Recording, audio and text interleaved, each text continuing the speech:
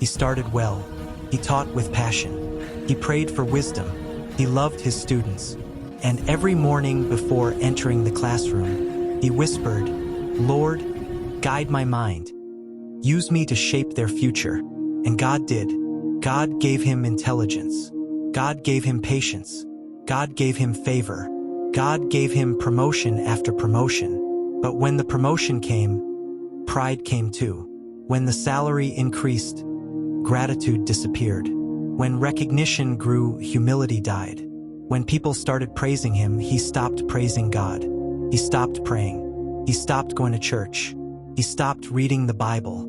He stopped caring for children. He stopped respecting other teachers. He stopped showing love. He became harsh, rude, impatient, arrogant, and cruel. He told himself, "I built myself. My intelligence is mine. My position is mine. My success is mine." He forgot the truth. God owns the mind. God gives intelligence. God opens doors. And God watches every lesson. Before we go deeper, please subscribe to Gospel Storytelling Network. Your support helps YouTube show this message to someone who needs it. And heaven is watching. Now, the story begins. His name was Mr. Carver. He taught at a large secondary school in his city. Parents trusted him. Students respected him. Teachers admired him. In his early years, he was gentle. He encouraged students who were failing. He prayed for boys struggling with anger. He helped girls who were ashamed of their grades. He taught with love. He corrected with compassion. He saw each child as a soul, not a number. But when he became Teacher of the Year, something changed. When he became head of department, something shifted. When he received his first international award, something broke inside him. He became proud. He became harsh. He started humiliating students publicly. He insulted the slow learners. He mocked those with disabilities. He punished innocent children out of anger. He used fear to control the classroom. He used sarcasm to break spirits. He used authority to crush confidence. He forgot that every child has a destiny. He forgot that every mind is shaped by words. He forgot that every teacher will stand before God and give account for every soul they influenced. He didn't care about eternity anymore. He cared about money, position, respect, promotion, recognition. He became the teacher who said, "I don't care about their feelings. They must fear me. I am the master in this classroom." But the master of all teachers was watching everything. What Mr. Carver didn't know was that his final lesson on earth was coming soon. The day it happened felt normal, too normal. The sky was clear. The school compound was noisy with children laughing. Teachers walked to their classes. Nothing looked unusual. Nothing looked dangerous. Nothing looked like death was standing close. Mr. Carver walked into the staff room with his usual frown. 2 junior teachers greeted him. He ignored them. A student tried to open the door for him. He pushed the child aside. "Move! Don't you have eyes?" he snapped. The child lowered his head in shame. In heaven, an angel watched. Every harsh word recorded. Every wound noted. Every tear remembered. Mr. Carver walked to his classroom. A girl in the front row trembled. He had insulted her the day before for not understanding a mathematics question. Another boy clenched his fingers under the desk. He had been punished unfairly the previous week. But Mr. Carver didn't care. His heart had become stone. He began the lesson with anger, not patience. Every question he asked was a trap. Every correction he gave was humiliation. Every word he spoke was sharp like a knife. When one student stuttered, he shouted in front of the whole class, "Are you stupid? How did you even make it to this grade?" The classroom fell silent. The child's eyes filled with tears. Mr. Carver turned away proudly, as if he had done something heroic. But heaven heard the child's heart break. And heaven does not ignore broken hearts. During break time, Mr. Carver sat alone in the staff room. He opened his lunch. He scrolled through his phone. He laughed at a message. Everything seemed normal, until suddenly, His hand began to shake. His vision blurred. The fork fell from his fingers. His heart skipped a beat, then another. He tried to stand, but his legs failed him. He held his chest, breathing heavily. He whispered, "No, not here, not now." He tried to call for help, but no one heard him. He had pushed everyone away. He had no friends, no one close enough to notice he was missing. He collapsed onto the floor. His head hit the edge of the table. His breathing slowed. His eyes filled with fear, the kind of fear only eternity can bring. For the first time in years, he whispered a prayer. "God, please, please help me." But it was too late. His heart stopped. His body grew still. His last breath slipped out. The classroom he once ruled with fear continued without him. Students played outside. Teachers talked in the hallway. Life continued. But Mr. Carver opened his eyes again, and he was no longer in the school. He stood in a vast, bright space, a place where time does not exist, a place where darkness cannot enter, a place where truth replaces excuses. He looked around and trembled. He knew where he was. He had entered the courtroom of heaven. Mr. Carver looked around in confusion and fear. He was no longer in the staff room. He was no longer surrounded by desks, chalkboards, and students. He was standing in a place so holy, so powerful, so bright, that his soul felt like it was melting. The ground beneath him looked like glass, but it burned with fire. Light moved like living waves across the floor. Thunder rolled softly in the distance. Heaven itself seemed to breathe. Then he saw them, rows of angels standing on both sides of the courtroom. Tall, radiant, silent. Their eyes were fixed on him, not with hatred, but with truth. He wanted to run. He wanted to hide. He wanted to disappear. But there was nowhere to go. His feet felt glued to the ground. His legs shook. His heart pounded as he whispered, "No, no, please, tell me this isn't happening." But it was. Then the atmosphere changed. A wind stronger than any earthly wind swept across the court. Every angel bowed their head. Every corner of heaven trembled. Mr. Carver fell to his knees. As a voice echoed through eternity, "Carver, teacher of children, approach." It was the voice of God, the judge of all judges, the king of all kings, the teacher of all teachers. Mr. Carver tried to stand, but his legs collapsed under him. He crawled forward, shaking violently. To his left, a dark figure stepped forward, cold, twisted, smiling with wicked delight. It was the accuser, the same spirit that whispered pride into his heart, the same spirit that encouraged his cruelty, the same spirit that rejoiced every time he hurt a child. The accuser bowed mockingly and whispered, "He obeyed me well." Mr. Carver's tears fell like rain. Then, on his right, a soft light appeared, gentle, holy, pure. It was Jesus. His face carried sorrow, deep sorrow, the kind you feel when someone you love walks away from truth for too long. Jesus looked at Mr. Carver, not with anger, but with heartbreak. Then God's voice thundered again. "I gave you a gift. I gave you a mind. I gave you wisdom. I gave you children to guide. I gave you a chance to shape destinies. But you forgot who you were." Mr. Carver cried, "Lord, Lord, please, I didn't mean to. I was stressed. I was overwhelmed. I didn't know." The voice of God cut through his excuses. "You stopped seeking me. You stopped praying. You stopped loving. You stopped teaching with care. You replaced compassion with pride. And you hurt the ones I sent you to lift." The accuser smiled widely. "Yes, show him the truth. Show him the children he broke. Show him the teachers he insulted. Show him everything." Mr. Carver shook his head, still crying uncontrollably. "Lord, please, please don't show everything. Not in front of them. Please, I beg you." But heaven does not hide truth. Jesus lifted his hand.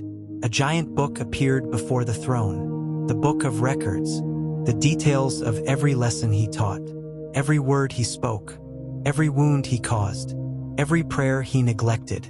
The courtroom vibrated as God said, "The record of your life will now be revealed." The walls of heaven lit up. A massive screen appeared. The replay of his life was about to begin. Mr. Carver screamed, "No, Lord, please, not like this, not here, not before all of heaven." But it was too late. The replay had begun. The great screen of heaven flickered as the first scene appeared. Mr. Carver's entire body shook. He wanted to close his eyes, but in heaven, no one can close their eyes to truth. The first image formed. A small girl, no older than 9, stood in his classroom holding her notebook. She trembled as she read aloud. Her voice cracked. Her spelling was slow. The class giggled softly. On the screen, Mr. Carver slammed his hand on the desk and shouted, "Are you a child or a fool? How many times must I teach you? Sit down. You are wasting time." The little girl's face dropped. Her eyes filled with tears. Her hands shook as she sat down. Her confidence broke into pieces. In heaven, the sound of her quiet sobbing echoed louder than thunder. God's voice shook the court. "You were supposed to build her, but you broke her." Mr. Carver cried loudly, "Lord, I didn't know. I didn't know it hurt her that much." But truth replied silently. He never cared enough to know. The screen changed.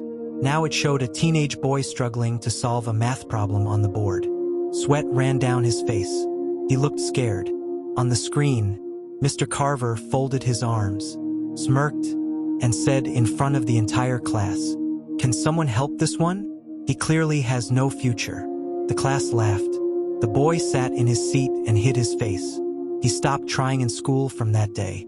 In heaven, the boy's tears fell like drops of light. Jesus whispered sadly, "This one prayed every night for courage, but you took it from him." Mr. Carver sobbed harder. "Lord, I thought I was pushing him. I didn't mean to destroy him." But heaven showed the truth. Pressure is not the same as humiliation. The screen changed again. Now it showed a disabled student, a quiet boy with a speech problem. He raised his hand to answer a question. On the screen, Mr. Carver said, "Sit down. You can't talk clearly. Let those who can speak answer." The boy's heart cracked on the screen like glass. In heaven, angels lowered their heads. Even the accuser grew silent. God spoke again. "I sent him to you for compassion. You returned cruelty." Mr. Carver fell flat on the ground, his body shaking, his hands covering his face. But the replay continued. Now he saw teachers he insulted, teachers he belittled, teachers he mocked during meetings, teachers he reported falsely because he wanted promotion, teachers he treated like trash because he felt superior. He cried out, "Stop! Stop, please! I didn't know it looked this bad. I didn't know they cried because of me." But heaven shows both sides, the side he saw and the side he ignored. The screen changed again. Now it showed him at home, scrolling through his phone, laughing at videos, going to bed without praying, ignoring God's whispers, rejecting his word, skipping church for months, mocking spiritual things. Every night God called him gently, "Carver, return to me." But he turned the volume of his heart down, and the volume of pride up. The replay was almost over. The final scene appeared. It showed the moment he died in the staff room, the moment he whispered, "God, please help me." But it was too late. The screen faded. The walls dimmed. Heaven fell silent. Mr. Carver's soul collapsed fully to the floor. His voice broke into a whisper. "Lord, I didn't know. I didn't know it would become this. Please, give me another chance. I will teach with love. I will be kind. I will pray again. I will change. Just give me time." But time had already ended. He sobbed uncontrollably. His tears formed rivers on the glowing floor. The accuser stepped forward and hissed, "He is mine." The angels tightened their wings. Jesus closed his eyes in sorrow. The verdict was about to fall. The courtroom of heaven was completely silent. Not even the angels breathed. Every soul in heaven watched the broken teacher lying on the floor, shaking, crying, begging for forgiveness. Mr. Carver lifted his trembling hands toward the throne. Lord, please, I am sorry. Give me one more chance. I will change. Promise with all my heart. I will be the teacher you wanted me to be. But heaven does not respond to promises. Heaven responds to truth. God's voice thundered. Carver, I gave you children to guide. You humiliated them. I gave you teachers to love. You disrespected them. I gave you a gift of intelligence. You used it to lift yourself, not to lift others. Mr. Carver screamed, Lord, please, I didn't know.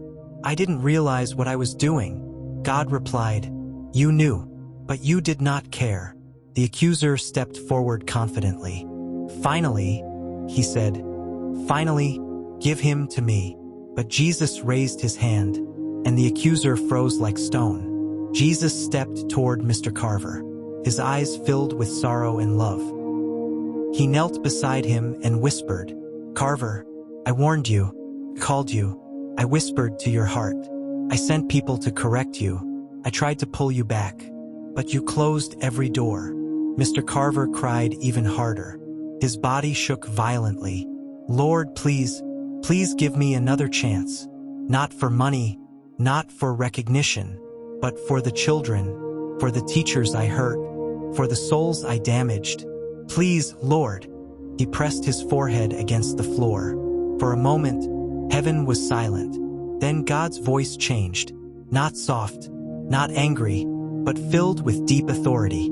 A second chance is not common in this courtroom. Every angel looked up. Even the accuser trembled. But your story has not finished on earth. A wind like lightning circled the courtroom. A bright light surrounded Mr. Carver. His tears dried instantly. His body lifted into the air. Jesus placed his hand on his shoulder and said, Carver, return and fix what you destroyed. The courtroom suddenly vanished. Darkness swallowed him. A heartbeat sounded in the distance. Then, gasp! Mr. Carver opened his eyes on the staff room floor. A teacher was shaking him, screaming, Mr. Carver, you're alive. Students gathered at the door, crying and praying. He touched his chest. His breath was back. His heartbeat was strong. His body was warm. He began to weep, not from fear, but from thankfulness. From that day, he apologized to students he wounded. He encouraged children who once feared him. He lifted the weak. He loved the anxious. He prayed for his classmates. He respected fellow teachers. He prayed before each lesson. He taught with humility. He walked with fear of God. He remembered the courtroom of heaven. He became the teacher God wanted him to be, not because he was perfect, but because he was transformed. Teachers, listen carefully. You do not just teach subjects. You teach souls. Every child carries your words for life. Every insult stays in their heart. Every encouragement becomes their strength. Every lesson shapes their destiny. Be gentle. Be patient. Be kind. Be fair. Teach with love. Correct with compassion. Lead with humility. Fear God in your classroom. Treat students the way Jesus would. Treat fellow teachers with respect. Because one day, you too will stand where Mr. Carver stood, where excuses do not work, where pride melts, where truth speaks, where eternity begins. Choose the way you teach now. Choose the way you live now. Choose the way you love now. Because a day is coming when every lesson, every word, every action will be replayed. Lord Jesus, help every teacher listening to this message. Give them love for every child, kindness for the slow learners, patience for the difficult ones, and compassion for the broken ones. Remove pride, anger, and bitterness. Help them teach with humility, wisdom, and fear of God. Shape their hearts, and let their classrooms shine with your presence. Amen. If the story touched you, comment, Lord, help me teach with love. Subscribe to Gospel Storytelling Network so YouTube keeps showing our videos to others. Share this message. Someone needs to hear it. And don't miss the next video. Jesus loves you. This is Gospel Storytelling Network. It is every day with Jesus.